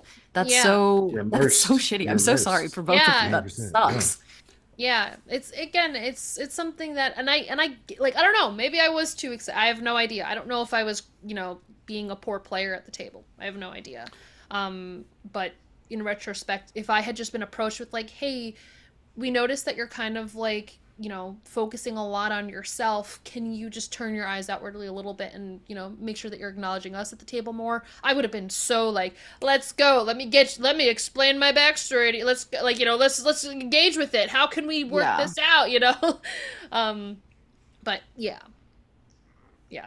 I also think a GM that's going to run an AP, part of their job is to make sure that there's a good character fit among the players, or player fit, not a character fit, a player fit. Like, you can't have someone who is completely meek and incapable of putting themselves out with a table of 4 other people that come from a theater background and are just rolling hard every game. Unless their goal is they want to learn how to do that, in which case you tell everyone else, help them along, this is what they're trying to do. That's part of producing or GMing, like for an AP. You kind of learn how to build tables that work well. I guess that's the better way of putting that. Yeah. That was years ago, private game. Yeah. For me. The next question is I had this question too, but I had it worded a little differently, and I'm gonna use mine. It's GM red flags and green flags starting at session 0 and once game starts. Like, and if you have Session examples, 0 is a it's green totally flag. okay. Don't use names if it's a red flag, please. Like, establishing that there's going to be a session 0 is a green flag. Yes. Putting out there, this is the game that I want to run. Here's what it's about. Here's what the players in the game will do. Setting a certain level of expectations before going into session 0, I think is a green flag. There are two flags that I have kind of on the same side of things, which is character creation. Green flag is let's work together to build this character, to write their backstory. I have a GM that I genuinely don't know where like it's set in the world of Theros. I don't know where backstory ends and the world begins. That is such a big green flag. We like all of our stories are integrated into the world so well that I don't know what's an NPC that already existed or what's an NPC that this GM just pulled and integrated into the story. And I tell her this constantly. Like, absolutely incredible GM, Cat the Lore Mistress. Go follow her. On the backside, I have heard of GMs, I have not had one yet, that will see a character backstory and be like, no. Red flag. Yeah, Red that's a flag. red flag. I'm like, Yeah, okay, red what flag. do you mean no? Do you mean What do you mean, no? Yeah, like, Sorry. First of all, did you read it? Like, did exactly. they read your backstory Well, and what then pre- say no? what Or did it prefab do you want me to put play it in then? front of you? Like, right, exactly. And it's like, I don't mind you saying this doesn't quite fit with the story I had in mind. This doesn't fit with my vision of the world. Let's work together. But just being like, no, you can't do that. Like, give me, like, this might be the Yeah, that's a neurodivergent yuck. in me, but give me a reason and Yes. work with me to kind of meet me in the middle to tell the story that I want for my character in a way that fits with your version of this world. Yeah. So there's a green and a red for you. Yeah. Whew. I have a red flag that I think also extends outside of the table, but also like is a big red flag as a player. If you have a GM that says to you in private that your character is like secretly the main character of a story, I think that that's a big red flag. Oh God, yeah. oh yeah, Yeah. Because like that's like a one whole set of semaphore. Like, Like, There's- it's one thing if it's like, you are the most engaged, but don't no you're the like main in character. like No. in no like in character develop without letting the rest of the table know, say like you're like this story is really like mostly about you, like that's An arc, sure. The entire campaign, no way. Yeah. Yep. like again like not necessarily that like it feels like as you play the game that like how do I describe this, because it's something I've been through, like where you're not necessarily like you have the most attention or the GM comes back to you, but like in private, like basically is like, you are the main character, like, that's disregarding other people. That's also just not really a good thing in general. Like, what's the point of telling a story if it's not completely collaborative? It makes everyone else background actors. Exactly. And that's So not it's- fair. That's not fair No. to anybody. Exactly. There are 2-player games that you can rip on those as hard as you want Yes. Yeah. Solo journaling games. Go do a solo journaling game. Go do like a 2-player game. Go for it. You That's don't have to fine. Write a book. Yep. There's a theme building. Yeah. If you're really married to the idea of rolling a d20 and then rolling for damage, go play a one-on-one D&D game. It's fine. Those are fun. Yeah, do that. Yeah, no. If you No, want- yeah, if you love want- one-on-ones, but when it comes to like a table setting like that, you should never really have a sole focus on one player. It should be spread out across all of your characters. Again, arcs are fine. If you have as part of a backstory that needs, like, requires, you know, a focus on a player, and, you know, then you have these other people to support that, and they become highlighted in their own aspect because how they relate to what's going on. But having that core be like a through line or something like that, it needs to be spread out. I have a red flag. Oh, you want to go even? No, absolutely not. I talk way too much. Do you think? You do not. I also talk a lot. So I talk too much. So Jeff, the point of this panel is for us to talk. I'm Spartacus. Spartacus. Yes! Yes! Damn, Rachel, that was great. Okay, I'll shoot it out real fast because it's an obvious one. Where roles don't matter, that again, go write a freaking book. Like I've had GMs, I've had multiple GMs where they're like, okay, roll me this, and I'm like, okay, I roll me a dexterity saving throw to get away from this zombie, and I'll roll like a 22, which for sure beats the thing. Zombies have a dex of 8. Eat my entire ass. Okay. Yeah, Yes. they did. Yeah, like they didn't roll a nat 20. Or just like things like that, and they're just like, oh, I need someone to get hurt, so I'm gonna say your roll doesn't mean shit, or like jump over this chasm. The DC is 12. I got a 17. You get over, but your foot slips at the edge and you're falling in anyway. Like, if the rolls don't matter, write a damn book, please. same Or reason don't have I'm me like- roll. It's the same reason I'm like, if I can't do this, it's the bard seducing the dragon thing. If a natural 20 will not let me fuck the dragon, don't have me roll for it. Yeah. But to be clear, I think that the natural 20 should not let you fuck the dragon. Just so we're clear on what side of the tracks I'm on here. Natural Anyway, 20s on skill checks are not automatic successes. Yeah. if they are, it's a house rule. Those are fine. Sometimes. It's fine if you want to house rule that, but just be aware. Right. Yeah. I if was the roll in doesn't matter. a LARP once. It was Oh, Changeling the Dreaming. This was the summer of 2001, and I was I think at the time I was playing an NPC because I was new to the group. I was new to the Chronicle, and there was a big momentous event where the storyteller was like, your character is riddled with arrows and dies. Like, what? Like, now I come from primarily playing, I mean, I've played a wide variety of different games, a lot of D&D, a lot of Star Wars, West End Star Wars. I mean, you get saving throws, you get the opportunity to make checks to avoid getting riddled with arrows. But the storyteller literally looked at a player character and said, your character is riddled with arrows and dies. I'm like, Jesus. again, like, whole semaphore set of red flags. Now it's. Oh, sorry. Go on. That's just somebody being an ass. Like, I'm gonna be for real. Yeah, That's somebody being an For ass. sure. Yeah. You just showed your ass. Mm-hmm. There it is. Right. There it is. Everything that everyone said is a green flag. I 100% agree with. Communication, session zeros, consent check-ins, pulse checks during your games and after, right? Like a GM who's down to do stars and wishes, that is a green flag to me because everyone should be highlighted.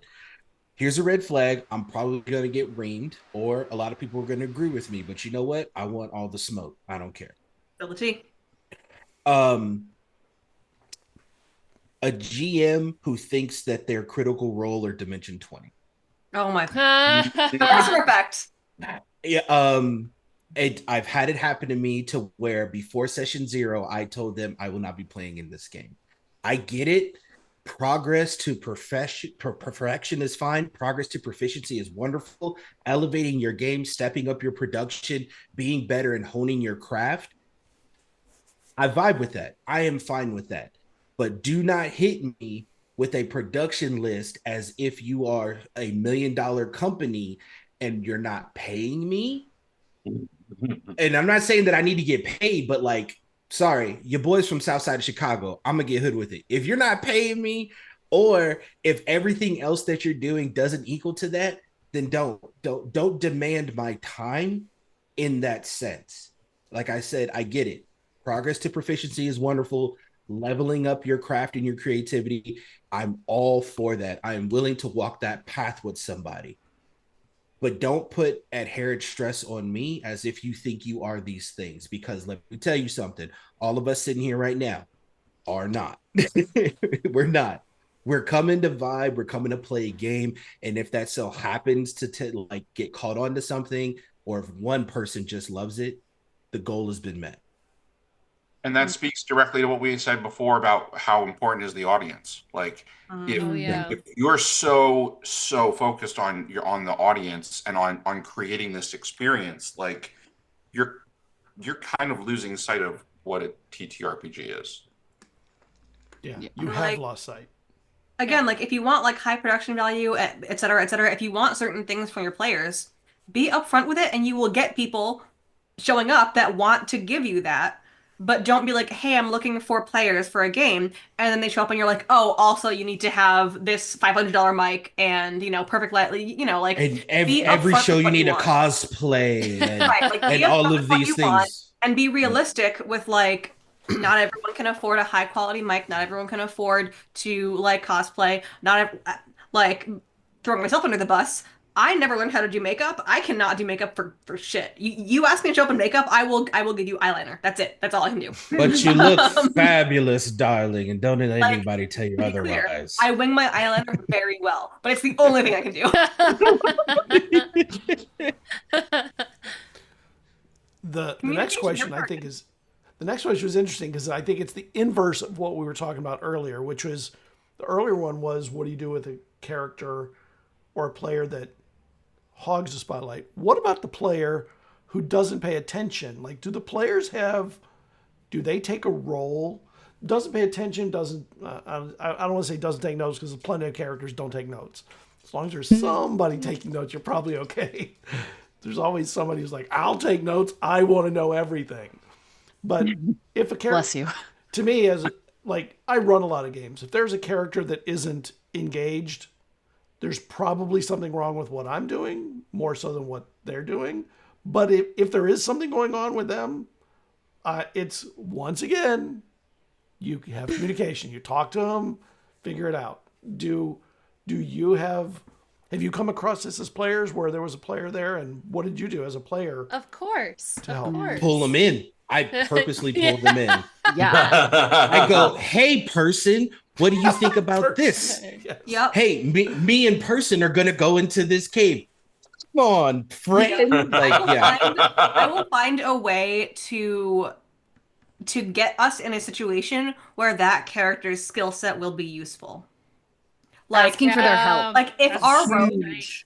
if our rogue is super disengaged, I'll be like, hey, you know what? I think I want to break into this place to look for clues. Hey, rogue, can you I'm no good at picking locks. Do you want to help me out? Like, obviously there's a billion things that you can do as a GM to help people along, and that kind of touches on the story that I told way back in the beginning of this about how the GM tricked me into caring about the story by giving me my own villain.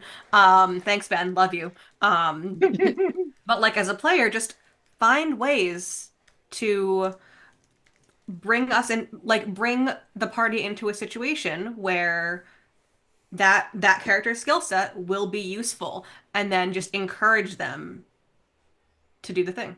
Yeah. People are way more likely to like dial back in if you're like, hey, I need your help with something, than if you're like, hey, do you want to have a conversation about your backstory? Yeah, no, that's which really... and like sometimes people do, and so, and that's the way to do it. But in my experience, at least, it's like we're making camp. So what's your deal? Yeah, but like usually it's like, if you want, will you help me with X, Y, and Z? That's a way better way to like draw someone in than just like forcing a conversation on them. In my experience, at least. Yeah, no, I mean, I was going like, hi, rephrasing again. I was going to say on the same thing, like, yeah, obviously, like sitting at the table and addressing that person and then, engaging them in the scene is one thing. But honestly, the note on bringing their skill set in, I think is really important, because it really, like, I have ADHD. I play with people with ADHD, like, and there's a spectrum of things that can pull someone's attention. You don't necessarily need to be ADHD to do so. But like having that turn on to get like the skill involved is I learned that today. Same. Thank Same. you. I love that. Well, I want everyone to learn all the time. That's why this show exists. Yes. Did anybody want to add anything to that? Because I've like 400 questions we haven't gotten to, and we have 15 Give us minutes. questions. Let's Questions, go. questions, Nom, nom, questions. nom. How much does a GM's role-playing skill matter to you as a player? And I'm going to put a caveat. How much did it matter when you started versus how much does it matter now? Back and forth. Well, God, I love going back and forth with my GMs. The GMs that I play with now, I've never met a single one of them in person, but it feels like we grew up together, and they know. They just know. They know the thing that's going to make me go, what? And then go back. They also know the thing that's going to make me say, They get the jokes. That I love it. I love a GM who can play tennis. Like that. It's Yes. so much fun. yes. Yeah, I think it When I depends. started, Sorry, no, you want to go? I was just going to say, when I started, it was, I was in middle school and had no clue what I was doing. And I don't think anybody else in the group did either. But when it was by getting to high school, I started finding people who it started to feel like a big deal. And it started to feel like that, like what Ian said about playing tennis, for sure. Yeah, I think it depends. When I started, I was graced with a amazing DM that did character voices and created an immaculate intensity at a table that I didn't know I needed in my life until that moment. But even to this day, playing on actual plays where, there are GMs that just can't quite do the characters but are really good at story, and so they make up for it in that aspect. Where they lack in performance, they come up are stronger in narrative. And it depends on what the environment is. If it's something that requires me to be emotionally reactive, I prefer someone who can give me something to react to. But if it comes to, being more narrative and I can kind of just like pull back my role play and still be engaged in the narrative that way, it depends on what story there is. So you kind of just have to, again, communicate with your players and understand what kind of narrative you're trying to tell and what kind of level of performance you're looking to include if it's an actual play.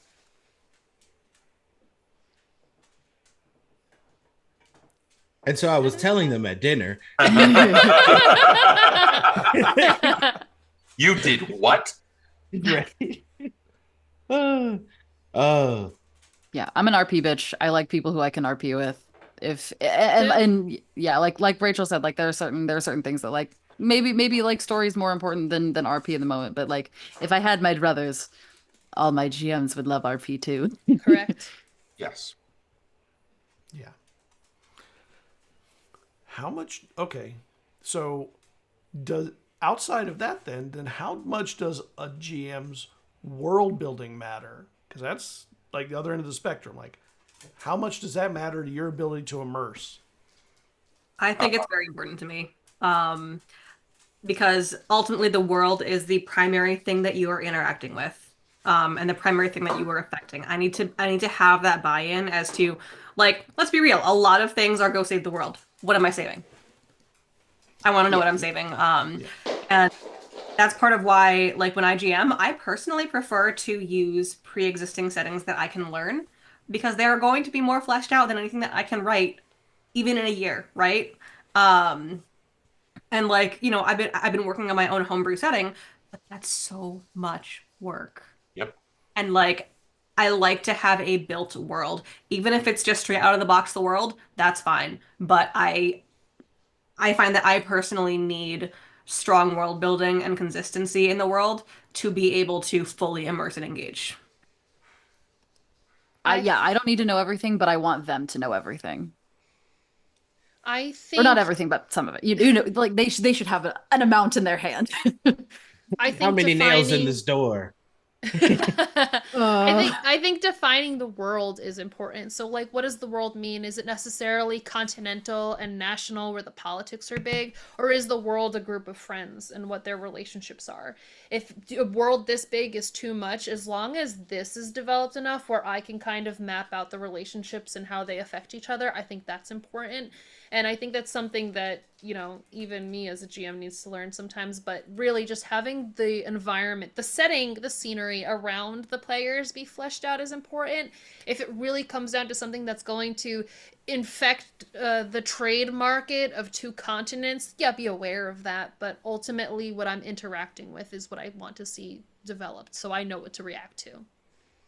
I'm going to take the exact opposite direction and say that pre-existing world building, there was a time in my life where it did matter a lot, having attempted on multiple occasions to publish a full-size campaign setting along the lines of Forgotten Realms or Dragonlance or Greyhawk or whatever.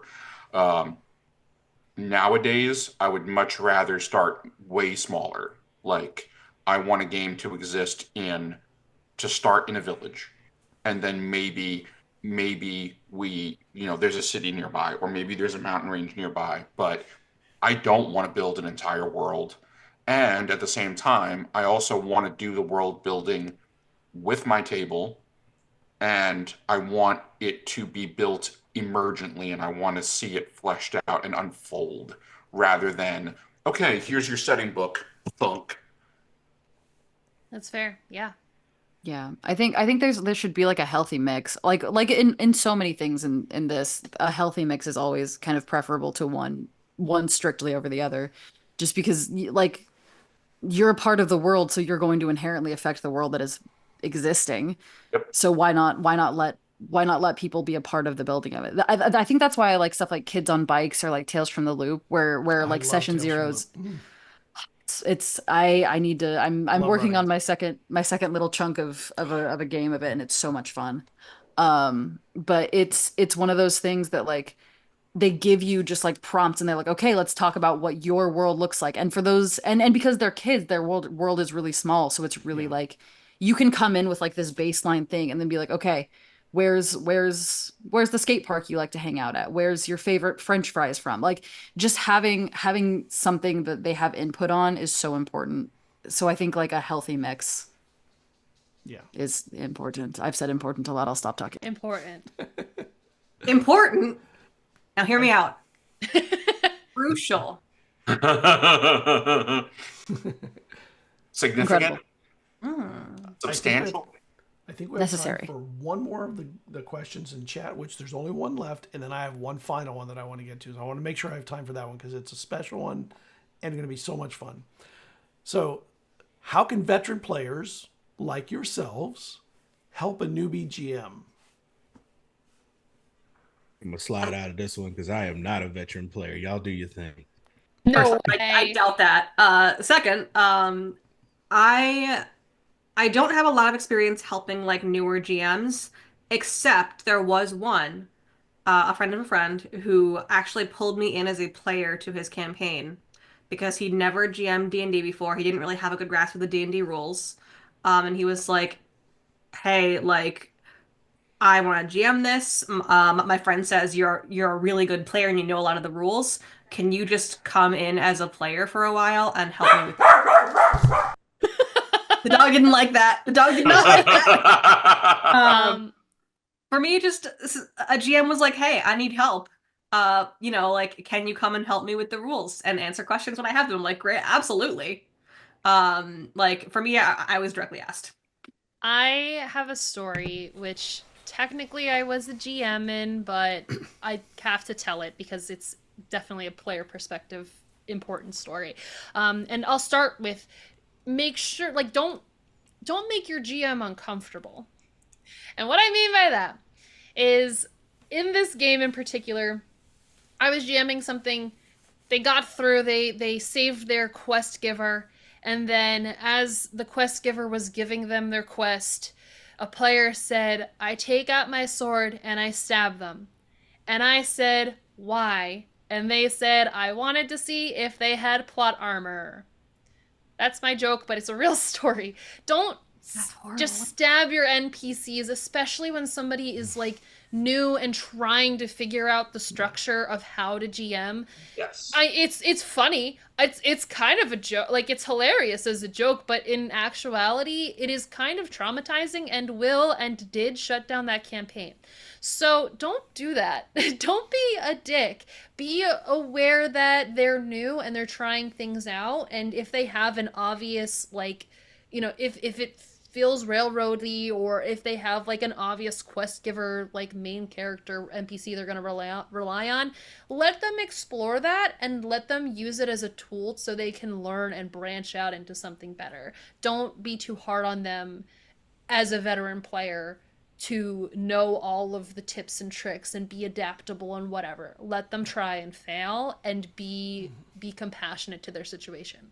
And a lot of that is more TTRPG culture than any one particular game, because the whole idea of plot armor is not specific to D&D. It's not specific to, okay, this NPC is my quest giver, or, you know, oh my god, you just killed my quest giver, what am I going to do? Like, that's built up over, you know, however long anybody's been playing, but as long as TTRPGs have been around.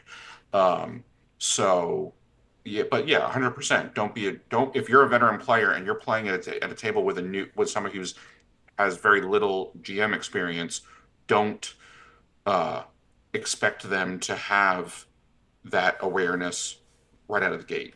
Yeah. Yep. Plot armor is a problem in all media, by the way. There are books ruined by plot armor, movies ruined by it, TV shows ruined by it. They call it, there's jumping the shark for a reason. You know, it's terrible. But yeah, let them use plot armor. Fuck it. Kill somebody else. But remember, murder hobos are made, not born. Yeah. Ian. But you know, I agree. You made a very good point about asking the player, okay, I take out my sword and stab them. You made a very good point about, I think that GMs should say why. Yeah. It's not just we're playing D&D, I get to take out my sword and stab whoever I feel like. Like, why do you want to try and kill somebody? Yeah. I was going to let him do it. And I said, why? And then they gave me that really fun answer. And I was like, okay. But I've been in that position to be asked. Yeah.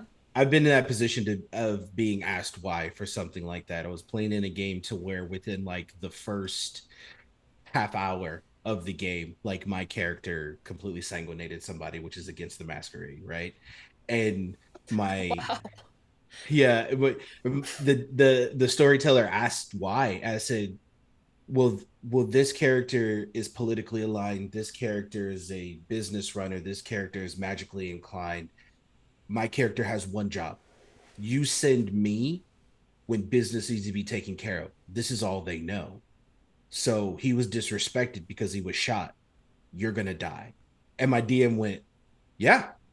Like, as it, like, you know what I mean? Like, so if you're going to do it, if you're going to be a murder hobo, have a good reason. Make it make sense. Yeah. I also feel like if you're also a veteran player at that table, you should, if someone does shit like that, you should be allowed to take the GM aside and be like, you know, you can give them consequences. You know, you can make them fucking suffer for that, right? You know, you have the power to do that. Consequences equals ICC. Like, you can also just be like, look, I get the feeling that you're trying to be funny or trying to like test my limits. I'm asking you not to. Yeah. Also an option, yeah. Because like, in that case, I was too new. State your boundaries. Yeah. I did not know yet. Yeah, I think veteran players have like a responsibility to protect newbie GMs from other shitty veteran players. So if you're a veteran player, because they'll turn newbie GMs away, and then they'll be like, "Oh, nobody wants to run games. I can never find a game." Well, yes, that happened. That person was like a perma DM. That person was a perma DM that was like was finally a player for the first time in a long time. That's so frustrating too. I know. Again, like, and with that person, we've talked it out and whatever, but it was just one of those things where it's just like, still. Damn it, Jerry. Calm down. Scary. What the fuck? Would you like this if someone did it in your game? No. But that's a really good point, especially like other players, because other people at the table at that point laughed, which I would have too if I were in that situation, probably because it's funny. But if people had been like, "Hey man, come on, knock it off," like Not whatever, then Right. maybe the campaign would have played. Yeah.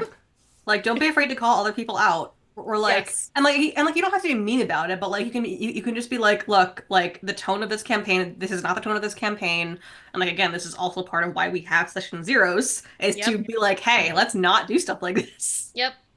Or if you don't want to be like confrontational in real life, use your character abilities to be like, I step in the way and I say there's no, or like use character like rationale for it. Like protect newbie GMs for the love of God. Yes, we need newbie GMs to become experienced quality GMs. Yes. Yeah, and like other people said, like don't be the asshole that like tests a newbie GM. Like just let them let them run their game. All right, final question, and this one is my favorite. I've been waiting all night for this one. It's gonna be so funny, I think. I'm a Leo. Make your own warning label. What advice You're a would you Leo? give What a GM shock. about? I am shocked. Me too, buddy. So this is the make your own warning label. What advice would you give a GM about having you in their game? I'll cry. I was gonna say I'll cry and I will try to cry.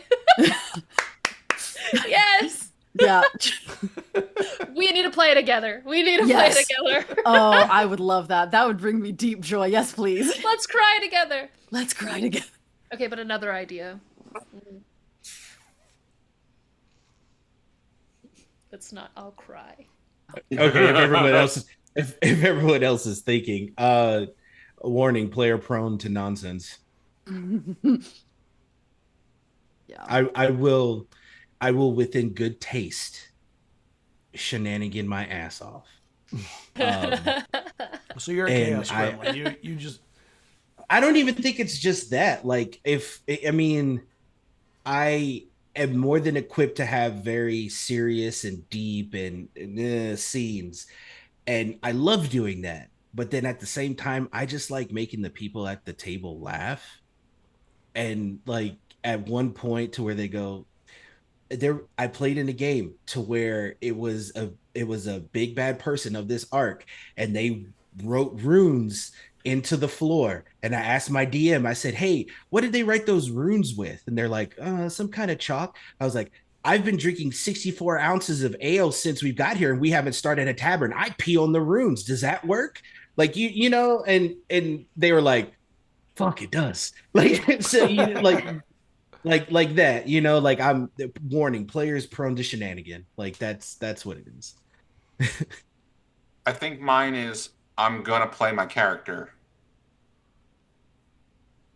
and that meaning that like, if I'm playing a paladin in a group and there's a rogue, and the rogue is like, oh, I've been given this job to bring this person in, and I happen to hear, oh, by the way, they, you know, this is a culture that condones slavery, and by the way, they're a slave being returned to their master, and I'm a paladin, and I'm order of devotion.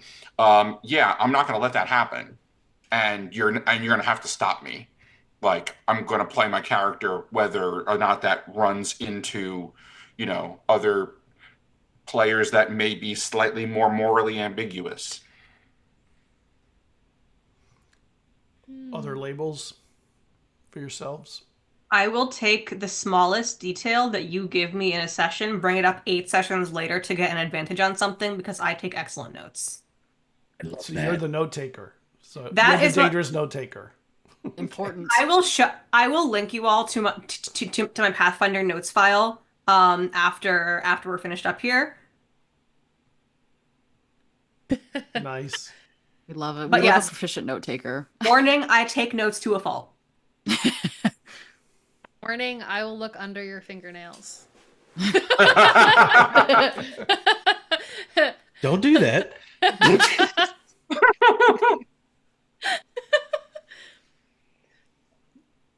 Yeah. Either I'll cry or I'll adopt it. Those are my two. Hey. Yeah. I will adopt the goblin named Bongo. Yes. I was just about I to adopted say, a gelatinous cube one How is time. it? How is it not friend if it's friend shaped? It's friend shaped. Yes. All right. Well, we have hit the end of the night about 6 hours too early, but Basic. we can't go on forever. I do like to keep these limited to a couple of hours so that I respect your time. And I want to thank you for joining us tonight and hopefully making some new friends. I know I feel like I've made friends, and I think that this is, the magic of a show like this is you make lots of friends. Why don't we go around and let everyone know where they can find you? We did it earlier, but some people join later. We'll go in reverse order. Let's start with Lev and go from there. Oh wow, it's me. I'm Lev. I use they them pronouns. You can find me on Bluesky and most of the internet sites at LevRS23. I'm not super active on them, but I have them and sometimes I play around on them. You can usually find me more consistently over at Mayday Roleplay, where we play a bunch of different systems. We have guests play sometimes. We're currently playing Vampire the Masquerade set in Vegas called Vegas by Night. It's a little kooky. We're also getting ready to release our last season of Delta Green Doomed to Repeat, the show we've been playing since 2020. It's good, and spoiler alert, I cry. Other than that, yeah, this has been really great. Thank you for letting me hang out with all these really cool people. It's lovely to meet all of you and talk to all of you. All right. Tezrak. Okay. Tezrak on Bluesky primarily. Again, craighatler.itch.io. On my Bluesky is where I have my link tree for all my socials, all my newsletter. I've got recordings of all the APs that I've either played in or run. I am getting ready to run my game Shadowlight and Persona for Nerds with Dice. We have our session 0 tomorrow, and then that'll be a 3-episode adventure. It'll be the second time that I've run for Nerds with Dice. The last time was fall of 2023. Those recordings are also available from their YouTube. Please invite me to your APs, and please invite me to run my game for you, because I want people to play my game and have fun. All right. Jen. Hello, friends. I have been Jen, aka JienBirg. I can be found on the internet at JienBirg, JienBirb. I am most active on Bluesky and Discord. I do performance, production, project management, overlay design, but the overlay has a silent P at the beginning, just because why not? So I do a lot of stuff with Girls Run These Worlds, with GameMaster Monday, with Lore Mistress, all of which are absolutely excellent channels that you should absolutely go and follow and subscribe to. Other than that, if you want me performing, producing, designing, project managing anything that you are doing, reach out. I like doing things. My availability is pretty booked, but I will certainly try. All right. Rachel. Hi, everyone. I'm Rachel Kordell. You can find me on the internet at Rachel Kordell. Kordell is with a K, just so you're aware, and 2 L's. You can also find me on the podcast RP Jesters. It's my actual play that I produce and star in, so check me out over there and all of the crazy cats we have over there. You can also find me here on Twitch as Majora's Rose. I stream some streamness sometimes, so check me out there. And in terms of other shows that I'm on, you can find me on Hard as a Dungeon podcast occasionally, and you can also find me on Folk and Myth. I have some stuff coming up with them, and probably other places that I am failing to remember right now. But yeah, check my socials for that information. I post stuff on my story when I'm doing things, and I appreciate you stopping by. Thank you. All right. And your boy Big. Oh, that's me.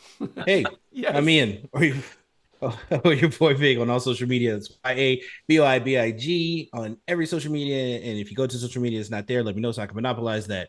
What do I do? Stuff. Not as much as these people, but stuff. You can find me on Folk and Myth on Wednesdays in their long-form campaign with Ystera. I also float on their VTM games. Going to be doing some stuff coming up too with Rachel that she forgot to mention, but that's okay. We still. I said Folk and Myth. Nope, you didn't get specific, but I'm moving along. Not specific enough. Yeah, sorry, threw me off my groove.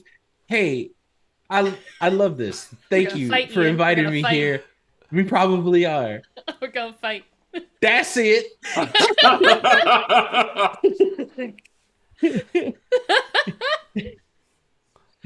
All right. And I'm Scott. This is ZealZaddy. This is Story Talk, where every picture tells a story.